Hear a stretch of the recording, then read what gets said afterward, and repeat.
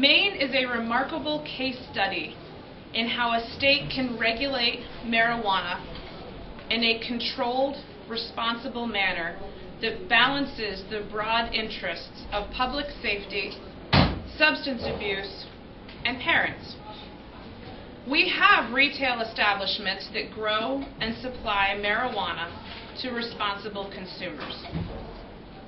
We have proven here in Maine this can be done for medicinal purposes, and it is now time to institute that same strict regulatory infrastructure for responsible adult recreational consumers. When was the last time you heard of a drug dealer carding a kid? It doesn't happen. Responsible Maine business owners who sell alcohol card people all the time. It is time we let business owners, Maine business owners, who card their consumers to earn the profits and not let the drug dealers or the drug cartels earn those profits. 2 years ago, I introduced legislation to tax and regulate marijuana. I introduced it because I believed and realized that the trends were shifting and public policy was going to have to change and to shift to meet this new culture. What I did not realize was just how quickly that change would come. The bell has stolen him anyway. Historically, the end of alcohol prohibition began the day New York decriminalized its production. Interestingly enough, alcohol prohibition started in my city, Portland, Maine. In our generation's prohibition, Washington State and Colorado legalizing this for recreational use for adult consumers were tipping points. The question of whether to legalize or not was answered as far as history was concerned on November when voters in those two states voted to allow marijuana to be taxed and regulated.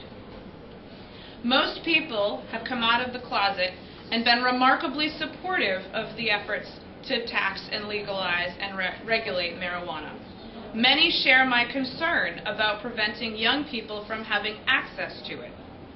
In fact, a government study, a national study, says that 85% of high school seniors are telling us they have easy access to marijuana. That number has not dipped below 82% since 1975. As a historical perspective, the war on drugs started in 1971. If the metric by which we measure this program is the success we have had in getting it out of the hands of young people, we have failed. Prohibition did not work with alcohol, and it has not worked for marijuana either. Today, I join my colleagues in asking the legislature to do the responsible thing, to set up a regulatory infrastructure that, like we have done with medicinal marijuana, takes into account the broad interests of the public, from law enforcement, from substance abuse counselors, and especially from parents and teachers. Let us not bury our head in the sands, hoping that this issue will simply go away. We have been doing it for too long as it is, and now we can see for certain that the change is coming. My bill would set up a strong regulatory infrastructure for the in-state cultivation and sale of marijuana to adults over the age of 21 by licensed retailers. It gives preference to Maine-based business owners, dispensaries, and caregivers in the application process to do what we can to ensure that we are creating Maine jobs. The bill taxes marijuana at $50 an ounce, bringing in an estimated, and probably conservative, $13 million in new revenue to the state. 75% of that would go to the general fund. I would hope to offset the cost of education so that we can support our students. 10% will go to help get the program up and running, set up the regulatory infrastructure, and to help law enforcement 10% of that revenue would go towards substance abuse and prevention, and 5% would be set aside so that we can study the effects of marijuana as well as THC potency. This bill provides lawmakers an opportunity to have an open and transparent process to refine the regulatory framework of the current bill to ensure Mainers can be confident in the end result. If approved by the legislature and the governor, and this is the most important part, this bill would go to the people in a referendum for ratification. It is absolutely essential that lawmakers do their part to set up the proper regulatory infrastructure, but then we must leave it up to the people to determine their future on this issue.